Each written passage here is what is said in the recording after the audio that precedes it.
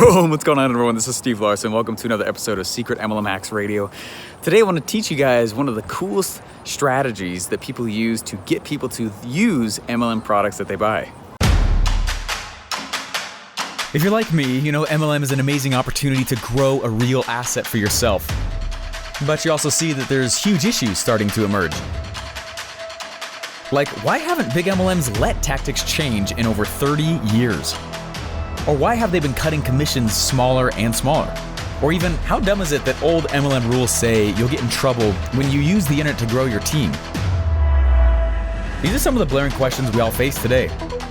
This podcast will show you how real MLMers like us are waging war on the old dying methods.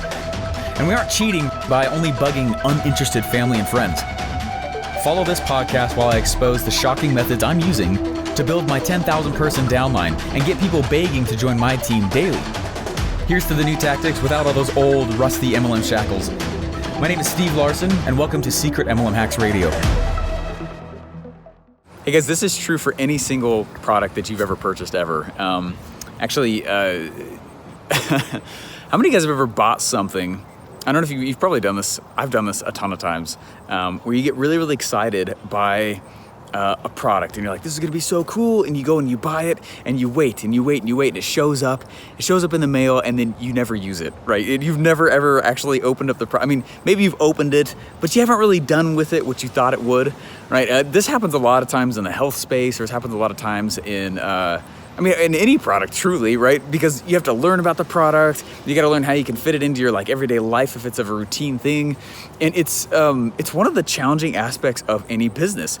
You have to understand that when you're walking around and you're selling your product, your MLM product, your network marketing product, whatever it is that you're selling, it's one thing to sell it to an individual, right? And you might be like, yeah, Steven, I've sold product before in the past, and I totally understand that. That's actually not what I'm saying.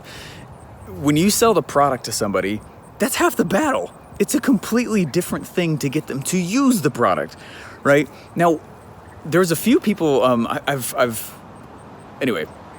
heard people in the past say things like, if they use the product or not, that's up to them.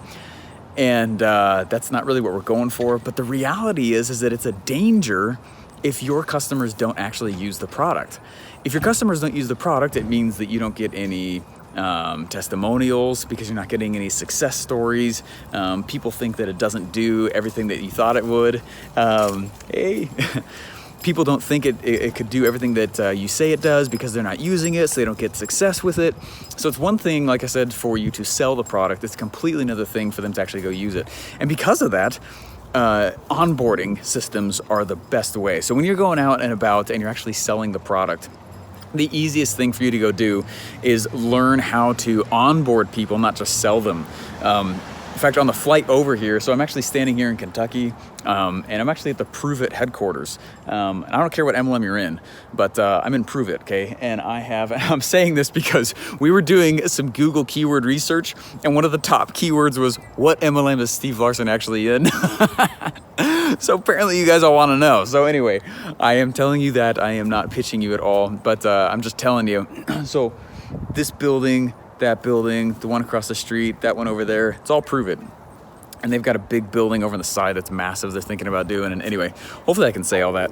But anyway, so one of the things that we're doing here with them, though, is improving the onboarding systems. On the flight over here, I was thinking about my own systems, and I was like, okay, I need a sales system or sales funnel, right? And obviously I've got that. I was like, now what's the next system I could go improve? Okay, I could improve a system around onboarding. I'm like, okay, awesome. Now I could improve a system around use of the product. So there's really 3 stages that I've broken this down into, and it's one of the reasons why it's worked so well in the past for us, is because I have a specific, unique, individual, standalone system around selling any product, not just recruiting, right? And not just in network marketing or MLM. I mean, any product I sell, there's a dedicated written out system. Any product I sell, there's a dedicated written out onboarding system, right? And then any system or any product I sell, there is a dedicated written out usage system as well, right? And hopefully this is making sense to you. And it's because the reason I'm saying this is because we all freak out, right? Or I should say, not all of us.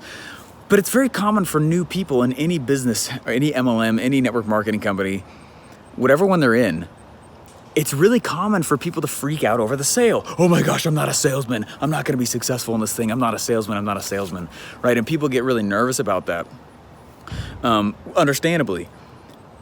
And I'm not trying to like add more heat on or like say like, whoa, that's not it. Like, but if you don't have a dedicated written out process of what you do post-purchase, right? If you don't have a dedicated written out process, not just post-purchase, but then even further down, let's say a few months down the road, you're still helping them you're still encouraging them to go buy the thing.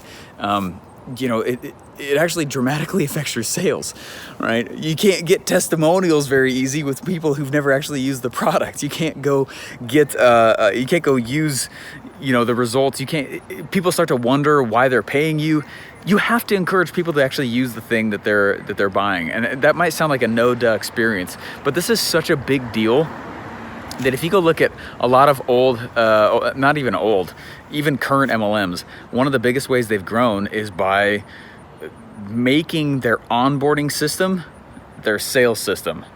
All right, so Steven, what do you mean by that? I apologize, I feel like I'm all over the place on this episode right here, but just follow with me here in a second while I say this. This is a problem that all businesses face. So how did ClickFunnels get around this issue, right? ClickFunnels is an amazing platform. It's an incredible, powerful platform. But what's the biggest issue that they run into?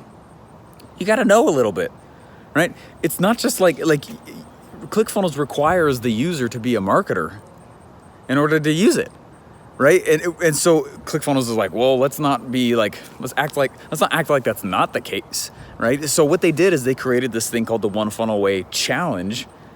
And the challenge, basically in a very finite period of time, walks people through how to use the software, have success with the software, and then at the end of it says, why don't you just keep using the software? And it's one of the greatest sales and onboarding things at the exact same time. By combining the sales system and the onboarding system, it's where the secret power of this whole thing is, right? And so that's the whole purpose of what I'm going to, with this here. So what are we doing here? Exact same thing.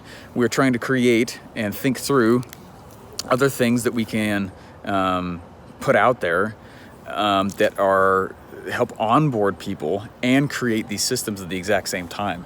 And that's exactly the purpose of the visit. Okay, so that there is a challenge that brings them in. So like a lot of big MLMs, one of the ways that they blew up is by challenges, right? And you create this challenge for people to go use the product. It's very good for product sales and eventually, guiding into actual recruitment. But anyway, I hope this episode makes sense for you guys today. I feel like I'm a little bit all over the place with it, but this idea right there, if you want to behave like an actual company, if you want to turn MLM into an actual asset, if you want people to